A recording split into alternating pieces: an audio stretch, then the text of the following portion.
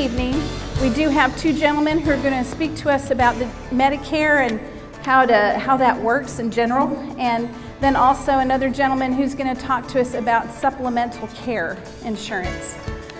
Again, if you haven't been here before, these seminars are born out of my experiences with my own mom, who will be 87 here in a couple of weeks, but you didn't hear that from me. And the things we've had to deal with as she broke a kneecap, broke a hip, the different things that we've just had to generally go through. I am incredibly thankful to my father, who passed away a little over 4 years ago, that he did all of this sort of stuff himself. And things were already set in place for my mom. And so I'll tell you, we have full Medicare and we also have supplemental insurance for her, and we have not seen a bill for everything she's gone through, apart from they don't pay for the shingles vaccine. You know, so many people get it and they don't pay for that. But anyway, that's the only thing we've been billed for in the last 18 months that she has been going through her major hospital stays. So this is an incredibly important subject. As usual, at the very end, we'll try and have some time for question and answer. I know you guys are great at asking those good questions. So right now, I'll open with prayer, and then I'll turn it over to our insurance representatives. Again, we also like to preface this with, Asbury Church is not promoting one company over another. These kind gentlemen are here out of the kindness of their hearts just to answer your questions. You all get to take your information and you get to shop around and do with it what you need, okay? So please remember, these gentlemen just come here. All of our presenters are coming here without pay, taking their time just to be here for you, and so we really, really appreciate that. So let's open with prayer. Father God, we do thank you that you know what our futures hold. You know everything that needs to happen before we do for the years to come. And so we just place ourselves at your feet for your wisdom and to follow your guidance, Lord. Help our information tonight and the questions afterward to just be a light that guides us down whatever path we need to take so that you can provide for our needs.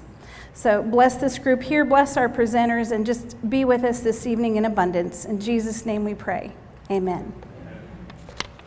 So our first speaker tonight is Dr. Lynn Moller, and he's going to talk about Medicare. My name is Lynn Moller, and I represent several different companies. I am a broker. However, this is meant to be an educational session. There is no marketing of anything, so you can relax, all right? Also, I am on Medicare myself, believe it or not. I know I look very, very young. The fellow next to me is Chad Patton. He is not on Medicare. He is a marketing representative for Aetna, and so we're going to tag team this thing tonight so that you don't get too bored just listening to one person drone on, all right? At any rate, this is called Medicare 101. There's going to be 6 sections to this, and we're going to split up the sections between us, but we're going to try to make this so it makes the most sense in speaking about it. And the first thing we're going to talk about has to do with the parts of Medicare, which some of you are familiar with. But the beginning has to do with Medicare Part A, B, C, and D. Now, when I first started working with Medicare, there was 2 parts, A and B. That was it. But Part A covers hospital coverage. And then Part B takes care of things like the medical insurance, primarily having to do with doctors. Parts A and B are what is called Original Medicare. And this is administered by the government. And you can go to cms.gov on a website, and you can find information there also, quite a bit of information, and go through all of these things also. There were some booklets. I noticed they have pretty much disappeared, having to do with how to choose Medigap coverage and things like that. That publication is also on the CMS website, so you can download it and play with it to your heart's content if you have a computer. But Medicare, first of all, is for people 65 and older. Also, if you have a disability, and you have that disability for more than 2 years, you qualify for Medicare also. And so there are some very young people that are on Medicare. Also, people that have end-stage renal disease, which has to do with permanent kidney failure, requiring dialysis or a kidney transplant. In certain cases, people who have ALS also qualify for Medicare. Now, Part C is something they came up with, and this is actually private insurance that works with Medicare, and it's called Medicare Advantage. There are advantages to it. That's the reason the name came about. You can buy Part C from private insurance companies. Medicare Advantage combines Parts A and B. You have to be enrolled still in Parts A and B, and some of them also offer prescription drug coverage with those plans. Also, with Medicare Advantage, depending upon the company, you can also have things like eye care, hearing, wellness services, and a nurse phone line that's available 24/7. So there are definite advantages to Medicare Advantage. You can buy a Medicare Advantage plan if you are enrolled in Parts A and B. And the key thing about the Medicare Advantage is you live in the plan's service area. And depending upon the company, those service areas can vary. Also, that you do not have end-stage renal disease, generally speaking. Now, Part D is something that came about during the George W. Bush administration, and this is to help pay for prescription medication. Because if you haven't noticed, prescriptions have been expensive. They've always been expensive to a degree. That hasn't really improved that much, and this is meant to help you with that. And we're going to get into that in more detail later. So, 4 parts of Medicare. Parts A having to do with hospital care. Part B has to do with the medical care, your doctor primarily. Part C is Medicare Advantage, which has to do with private medical plans that include parts of A and B and Part D. And then Part D itself, which has to do with prescription medication.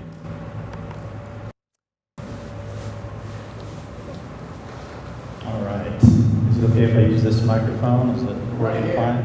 Is it good? 28, yeah. Okay, thanks. Thanks for having me. My name's Chad Patton. I'm a local carrier representative. I am missing a church meeting at the moment as well, so if you could pass the sign-in sheet, I'll sign it. I'll give you credit for my I'm glad to be here. Okay. Next, we're going to talk about federal health insurance programs and private plans, the comparison, and why can't I just rely on A and B, original Medicare. Well, you can, actually. It's not that bad of a plan in comparison to the under age 65 market for insurance plans out there. Essentially, it's an 80-20 co-insurance after you pay a deductible. However, that 80-20% co-insurance, which is just a cost-sharing mechanism, Medicare beneficiary pays 20%, federal government would pay 80%. There's no cap on that, so we'll talk a little bit more about this. So when you choose Medicare Advantage plans, it is a coordinated care benefit plan. So yeah, as Lynn was saying, you do need your red, white, and blue card. You need to be actively enrolled in original Medicare. And that is your eligibility right to enroll in the various private Medicare options out there. Medicare Advantage is required to be the same or better from an actuarial standpoint. So the federal government says private insurance companies, you need to do it just as well as us at a lower cost. You do have the option of including Part D within that Medicare Advantage plan, and most do around here. That's pretty typical. And one benefit of the Medicare Advantage plans is there is some maximum liability protection. Maximum out-of-pocket is a common term on Medicare Advantage plans. So that's your protection in a high claims year. just like a traditional insurance plan would work. There's a maximum out of pocket. So what's the bottom line? Private versus federal. There's many choices in the marketplace. How do you weigh those decisions? And back to you, Lynn. See, he wasn't much better listening to him. At any rate, the whole idea is to have enough information that you can make a reasonable decision about these things. And generally speaking, you really aren't stuck, so that's not generally a real concern. The questions consider when you're choosing your Medicare options. What can you afford? How much can you see go out the door in order to be able to protect yourself? Does the plan cover the services that you need? You know what your requirements are. Some people simply don't have that many health problems. Other people have got multiple health problems, and they're going to require more things. And then can you see the doctors that you want? Because everybody has a favorite physician. Sometimes when you get older, you outlive those physicians and have to find someone else. But the idea is to have someone that you feel comfortable with. And what about the prescription drugs? Because again, some people hardly use anything. I remember when I turned 65 and somebody approached me about Part D, and I wasn't that actively involved in the Medicare portion of it, and I said, I don't take prescription drugs. Why do I need to get involved? Well, you need to get involved with Part D simply because if you don't enroll at the time you become eligible, then you will be paying a penalty for the rest of your life, which is not a good thing. So you need to be able to take care of that as efficiently and quickly as possible when you become eligible for it.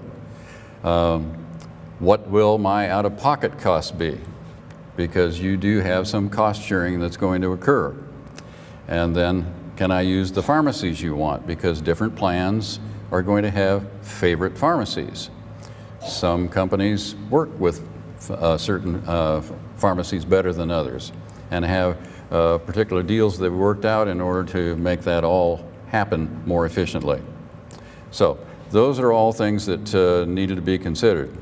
Again, you've got two paths to consider. It would be nice if you could have all of this together, but companies have tried to work this out so you have the best possible way to go with and the best of all possible worlds. However, you do have to make some choices. Do you want to stay with original Medicare, which is Part A and B, and then you get a prescription plan to go with that for Part D, and then in order to help with A and B, you have a supplement to go with that. So there are advantages to supplements because supplements are generally good nationwide. You don't have to worry about anything as far as service areas or anything like this. However, with Medicare Advantages, it's going to combine Parts A and B, the hospital and the medical, and a lot of those plans with Medicare Advantage include a prescription plan with them. And then if yours doesn't, you can choose an independent and separate Part D plan. Now, if you choose Medicare Advantages, there are two primary choices that you have.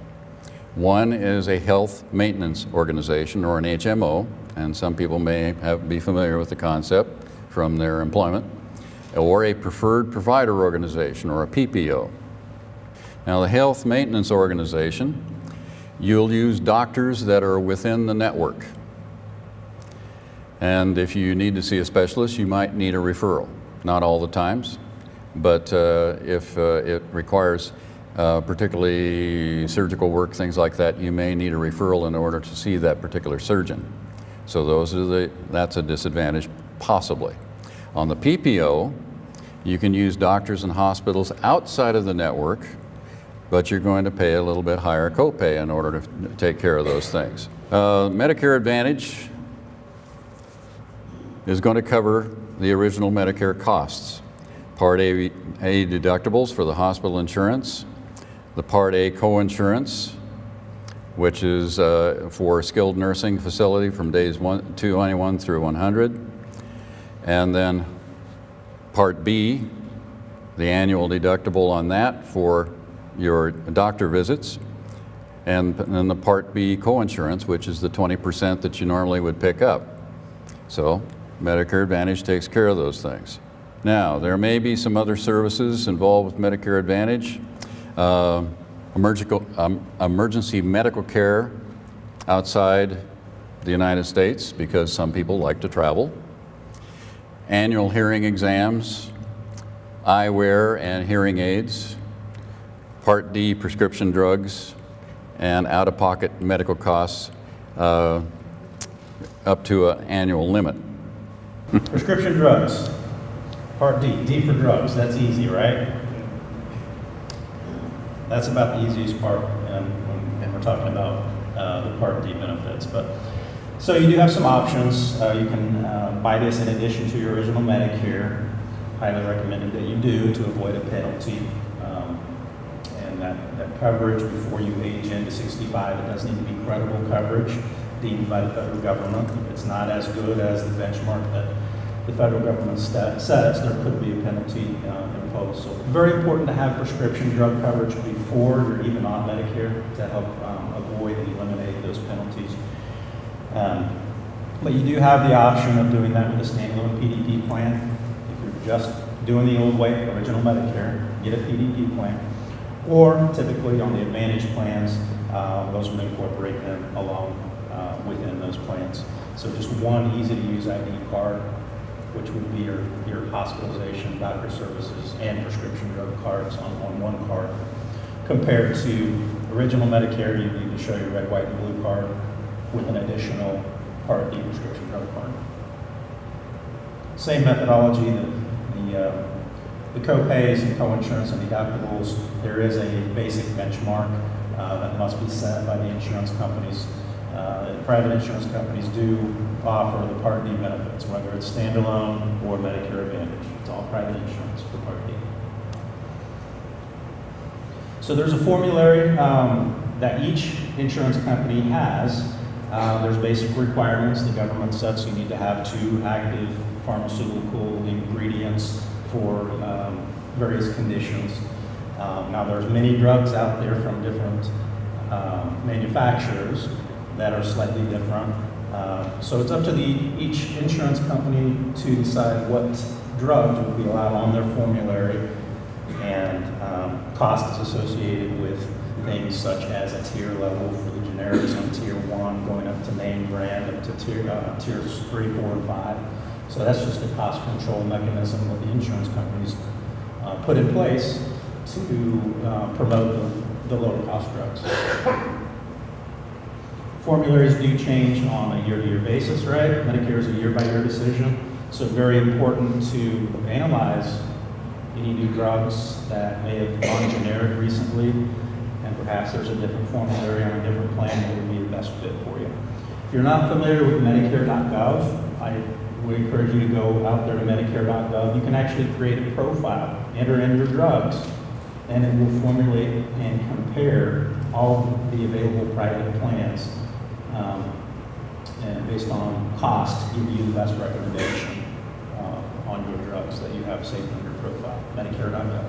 Okay, Medicare supplement insurance. Now, if you're going to stay with original Medicare, Parts A and B, and then having a separate prescription drug plan, then if you want something to help with the 80% copay and the deductibles, then there are Medicare supplements available. Now, depending upon the company, you're going to have different choices available, and different states have different Medicare supplement plans, but there are certain standard plans that they've come up with, and that's been in place for 20 plus years now. Original Medicare, again, Part A has to do with hospital, Part B has to do with medical, Part D, separate drug plan if you're going to stay with original Medicare, and then a supplement of some sort. Now, the different levels, A through F, are going to have different premiums associated with them. And the F being the more comprehensive, G being close to that, the A being the kind of the stripped down version of a supplement, but it still provides for several of the copays. Medicare Advantage, again, Parts A and B, hospital and medical, and most plans include a prescription drug plan, but we're not going to talk about that. We've already gone through that to a degree. Now, the MedSup, or Medicare Supplement, and Medigap are interchangeable terms. And the thing is, if you have plenty of money sitting in the bank, you don't have to worry about medical expenses, then you might want to forego a Medicare supplement. But the thing is, you can run into a lot of medical bills, particularly as you grow older, and the Medicare supplement is meant to help with that. A Medicare supplement also you're eligible to get at certain times. There is an open enrollment, particularly when you turn 65, where there is no underwriting. Otherwise, if you try to get it past that point, there is underwriting, which means you have to answer health questions and qualify for it, because Medicare supplements are guaranteed renewable plans, which means as long as you keep paying the premium, they have to keep you and they have to keep paying. But you have to be able to qualify for it. The Medigap plans are sold by private insurance companies. They help cover medical benefit gaps, such as the Part A and B deductibles and coinsurance. They do not include Part D drug coverage. Long time ago, they did. They don't do that anymore. If you need prescription drug coverage, then you have to have a Part D plan. They cover visits to any doctor who accepts Medicare. And this is a key also, because not all doctors accept Medicare. Before you set up an appointment and so on, you have to clear that and make sure that the doctor's office accepts Medicare. Because from time to time it changes too, both ways. People that once didn't now accept it, and vice versa. So you have to be aware of that. Always ask if they accept Medicare. Because if they do, then they accept A and B, plus they're going to take care of your supplement. Bringing it all together, so obviously you need your red, white, and blue card before you make any decision, right? This year they're migrating the old Social Security coded Medicare ID numbers with a new random number that's going to be incredibly hard to remember. So just be aware, keep track of that red, white, and blue card. Because that's your proof of eligibility as you enroll in your year-to-year Medicare decisions. So if there's anything that you get out of this, just understand there's two options, so you can grasp this concept. We've got original Medicare. Original Medicare, where it's essentially prepaying your health care. You're paying that premium to an insurance company for that supplemental, if you choose to have a Medicare supplement. And then, of course, purchase a separate standalone Part D plan. So you're paying that every year. Every year, the insurance companies give you instead of a birthday card, they send you a premium increase every year. You get older. So just be aware of that. For the other option, Medicare Advantage, you're essentially paying as you go. If you're just familiar with traditional insurance, co-pays would apply. Typically on Advantage plans, you're just paying a co-pay for a set service. Typically there's low or no premium on Medicare Advantage plans, so instead of paying the insurance company up front for a supplement that would complement original Medicare, you're just paying the co-pays as you go. So you could, in theory, take that money you would otherwise pay to the supplement company, put that in the bank, and perhaps invest that and pay as you go, as you use the plan on Advantage. So everybody get that concept? Prepay your health insurance or pay as you go? That's kind of the big difference between the two. So when can you enroll? Well, for most people, if you're already on Medicare, that would be October 15th through December 7th. That's your annual election period. But I think I got ahead of myself on this slide.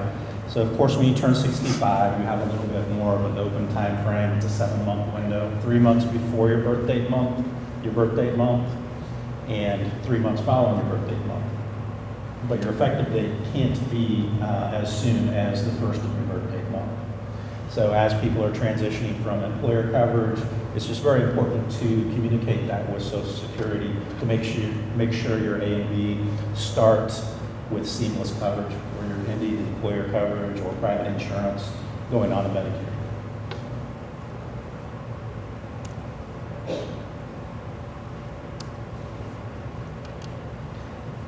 This is repetitive information, just explaining the information about the 7-month window. And this is the annual election period, October 15th through December 7th. So that's the time where you can analyze the plans. If you have a relationship with a Medicare advisor, great time to talk about that before the 15th. So to analyze the plans, you can't actually enroll until the 15th. If you don't have a Medicare advisor that works with you at a personal level, I would challenge you to do so because there are a lot of options out there that can be confusing.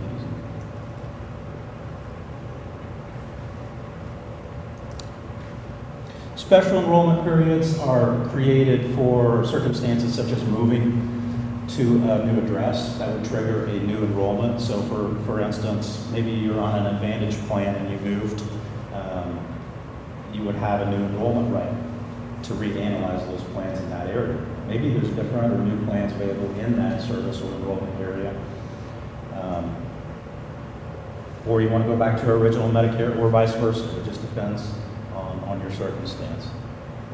There's several other special enrollment periods out there. For instance, low income subsidy, or if you're receiving extra help, you can enroll during the mid-year as well. Loss of other coverage is also a triggering event for a special election period.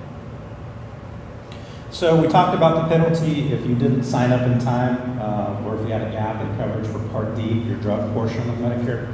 So there's a complicated equation that's assessed on the average premium of the Part D penalty, the average premium in your state, 1% of that assessed on a monthly basis. So it's a complicated formula.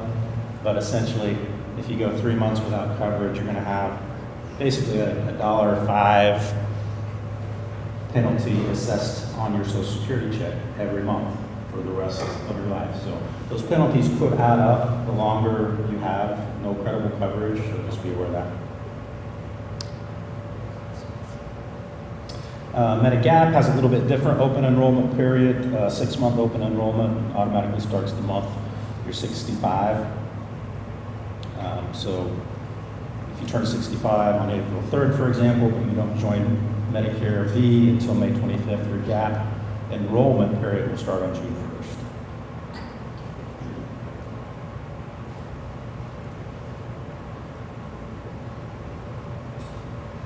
So there is an initial guaranteed privilege, right, or guaranteed underwriting for Medicare supplement policy when you first age in. And in the state of Kansas, that would essentially be your only guaranteed underwriting privilege for Medicare supplement.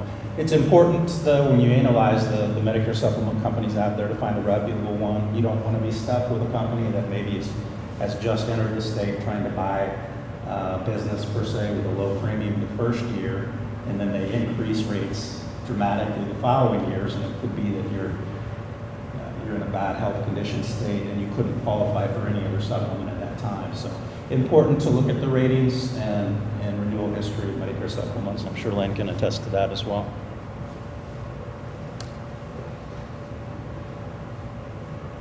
We talked about this after your enrollment period here in the state of Kansas. There's no guarantee your application will be accepted if you don't meet medical underwriting criteria. So there are underwriting questions on Medicare supplements. You just need to be aware with that. Lynn here is an expert in all of the Medicare supplement plans and the underwriting questions that may have an impact on knowing where you could get approved with the various insurance companies out there. On the flip side, Medicare Advantage, the only underwriting question there is in-state renal disease. So that's the difference in the underwriting between the two. But if you're able to buy a Medicare policy or Medicare supplement, there could be an additional cost in the form of a penalty, which is incurred from Medicare, not Coventry. So any penalties that are associated, the private insurance company is required to collect penalties for instance, the Part D late enrollment penalty, and communicate that and deliver that charge to the federal government. So some of these penalties that are triggered by the federal government, well, your Part D plan sponsor is just required to collect that. So we reviewed the important dates and instructions.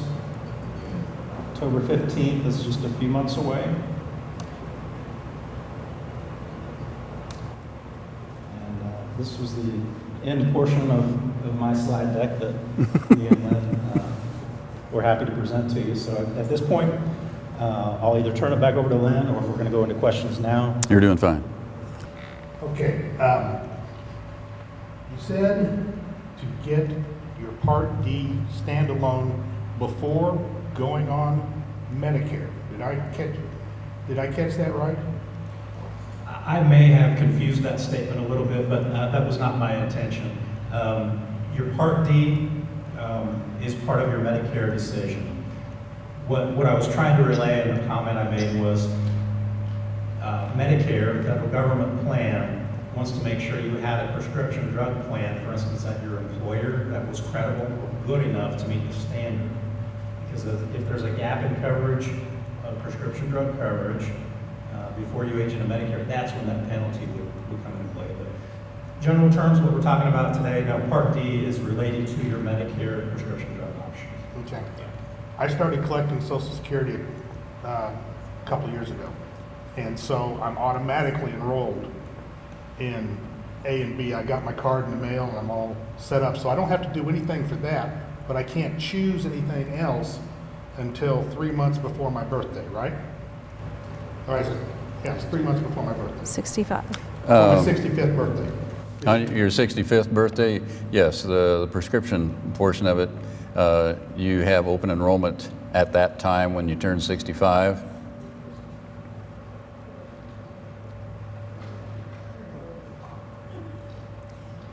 When you turn 65, that's when you make your decisions about Part D. I'm trying to talk to her. Right. I forgot to mention too, those of you who did pick up choosing the Medigap policy, in case you hadn't found it already, page 11 lists the Medigap plans, Medicare supplement plans, and those are standard. Now the thing is, not all of those are offered in every state. So you have to check and see, which one is offered where. But once you choose that plan, it's good in all of the United States if you go to a doctor or hospital that accepts Medicare. Okay. Okay, on the medical advantage, the stuff that you see on TV where you can have zero premium, does the copay vary from company to company? Can you go over that a little bit? Do you understand what I'm saying? Right, with the plans, and they always say you may have a zero premium, okay? Because it depends upon the plan and what you qualify for. Many times when they're talking about the zero premium, it's for someone that may qualify on a low-income subsidy or perhaps is on both Medicare and Medicaid, and they qualify for certain plans under that. But there are a wide variety of plans, and the whole idea again is to find the one that's going to fit. And so, you want to address that particular question also? And we kind of have to dance around this subject because this is an educational event, and there are Medicare rules and guidelines that say we can't go into plan specifics. So that's a conversation for your advisor. But there are low or no Medicare Advantage premiums in this area. Great selection to choose from. Yeah, the Medicare guidelines on presentations are kind of strict on that. And actually, we can't even provide contact information on the screen or hand out business cards. You have to approach us if you want to have our contact information. They are protecting you from us. Gosh darn it, I was going to ask that question about how much the Advantage premiums would be. Can you give us a breadth of $0 to $500 premium a month that companies might charge, or just what are we talking about? How much for a premium? How much for a premium for Medicare Advantage. supplements or for Medicare Advantage? Disadvantage. Let's say disadvantage.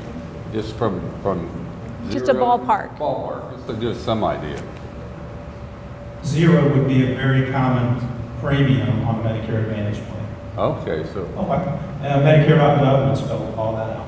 okay. List all the options based in your area, just based on your zip code. That'd be Okay. great. But some might be up to what? And how Can you repeat high, the question? They could be as high as what? how high can they go? I think the highest one I've seen in Kansas is like 83. Okay, that helps. Oh, another question. I'll be 65 in January, but I'm still working with. Still be working with my present employer. I'll still be on my employer's insurance then, or do I go off my employer's insurance, or what happens? Yeah, that's a detailed conversation and decision. I mean, that's, we look at the stats, 11,000 people a day are turning 65. The real problem is half of them are still working and want to continue to work. So what's better, your group employer plan that might be subsidizing most of your premium and has a low deductible, or you want to pay that Part B premium and potentially other premium So I have costs a associated with choice. this? I have a choice, you're saying. Yeah. I don't have to go on Medicare. Nope. Okay. But will it affect the underwriting if you don't do it at 65?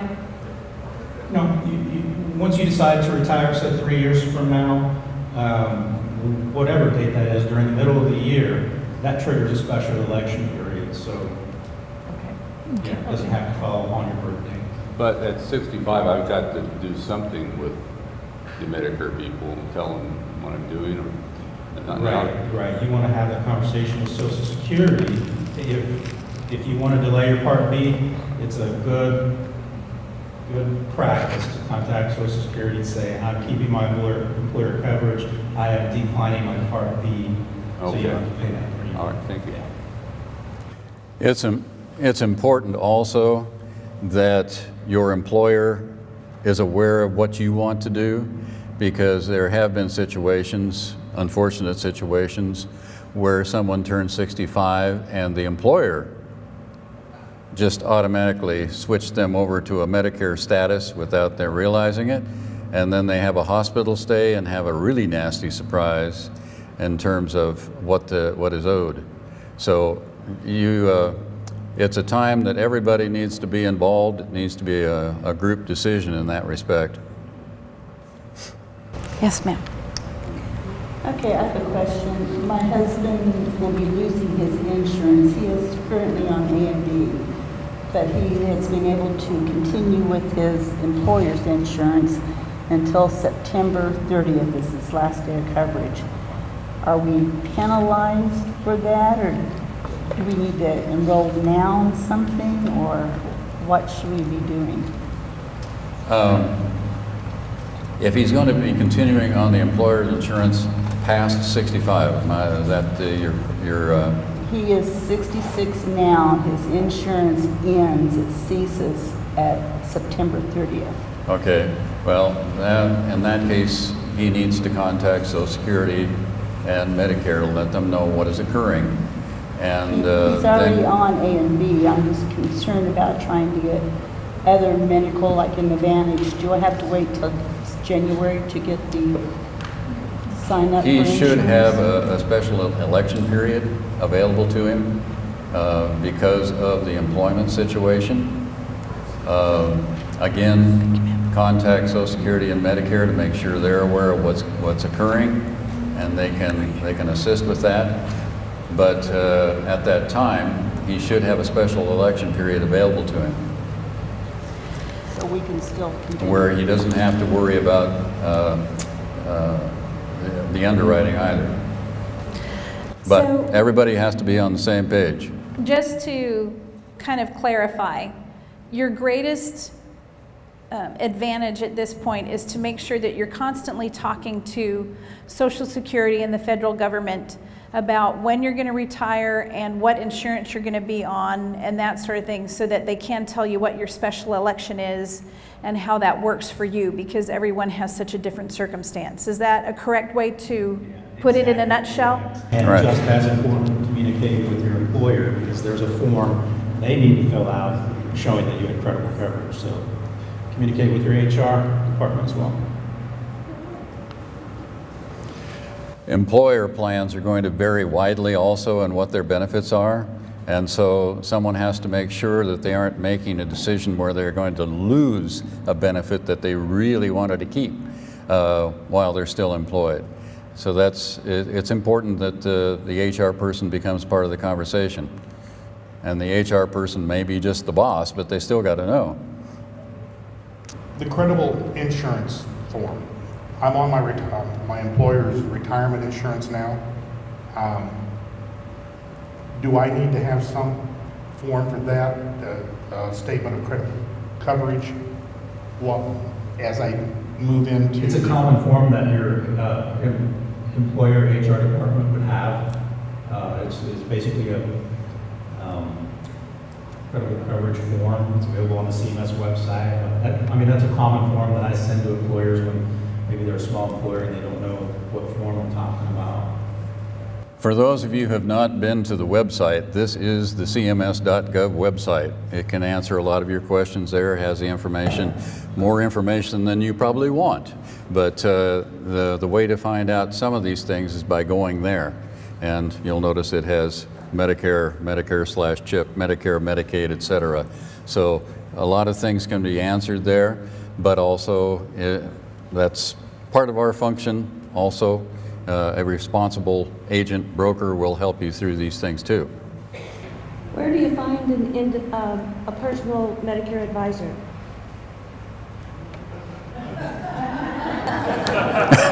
Your question was, how do you make a decision on a Medicare advisor? How do you Where do find? you find an advisor, an independent advisor? Two of them are there. Well, you're standing next to one, or one standing up here right now. I'm blessed with the opportunity to work for a company that has good market share, and I work with, the premium prop brokers, a good selection of Medicare advisors in the Wichita market. Medicare Advantage has been around, has had a presence here in the Wichita area since 2006 when it was first available, and I'm happy to give you a recommendation, but Lynn is a great broker for us as well. And I imagine if you wanted to do research on your own, it's something you could Google and you'd get a list of different people in Wichita who can help you with Medicare advisement. I don't know of a particular broker list that is published, other than maybe the Better Business Bureau if the agency was filed with that. Just asking questions to your broker, how long they've been in the business, what companies they represent, perhaps what shies away some people from working with an advisor as well. They're a captive rep or a captive insurance rep, so their only option is to sell one company. We don't believe in that model. Aetna, Coventry doesn't. We use independent brokers like Lynn, like many people around town, that are able to promote the competition, because competition's healthy, really. Yeah, I've been seeing some TV spots lately indicating that Supplemental Plan F is going away. I've also seen some clarification on that.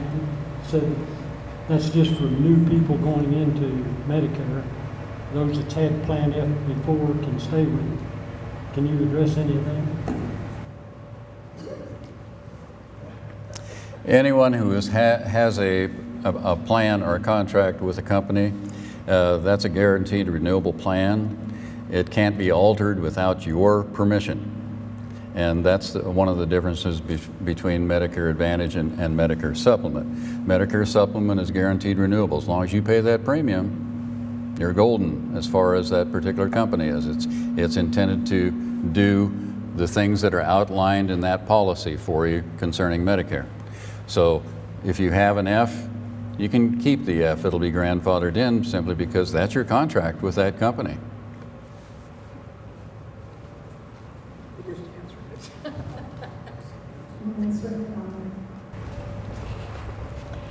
I think I heard that if you went off of an Advantage plan, you could never go back on it. Is that true? That's not true. Every year you have an open enrollment. It's October 15th to December 7th.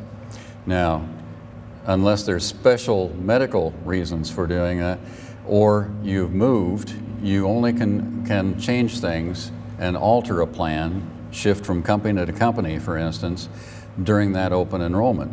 But if you've gone off a Medicare Advantage plan, you have that open enrollment every year that's available to you. And it doesn't make any difference what medical problems you've had during that time, you have the access to those plans. Yes, sir. What is the proper amount of time to set up your Social Security? I'm sorry, your Medicare plan. Well, the thing is, if it's a normal situation, you're aging into Medicare at age 65, you have 3 months prior to the month you are going to be turning 65, the month that you turn 65, and then 3 months beyond that to make choices. That's an open enrollment period for Medicare at that time. And that is the time that you have underwriting waived, for instance, on a Medicare supplement. And it's also a time, it's called the initial enrollment period. And when that comes around, you also have the opportunity to review all the Medicare Advantage plans too. And that's outside of the normal open enrollment period, which is October 15th and December 7th. Did I explain your question? Okay. I can try. So, and it had been mentioned something about, disabilities and what things they'll cover and they won't. And as someone who's nowhere near Medicare yet, but knowing I've already got things going on, what's my best advantage? To get into Medicare as quickly as possible so that my disabilities will be covered? Is that what I'm hearing? Disability is a special case. If you are on Social Security disability and have qualified for that, after you have been on Social Security disability for 2 years, you are automatically enrolled in Medicare. So It happens with that. So you can be disabled. You can be disabled, not be on Social Security disability because you don't qualify for That's it. correct. And then still not be able to That's qualify correct. for Medicare. You have to be on Social Security disability There you go. for 2 years, and then you qualify for Medicare. Okay. And you're automatically enrolled in it. The government just does it. Questions? Am I missing anyone who would like to ask another question this evening? This is a lot of information and a lot to take in, and I think it's a little difficult because it's very individualized according to what's going on in each one of our lives. So, be sure to just ask your questions of knowledgeable people and people you trust, and that's why we have these things, so that we're informed.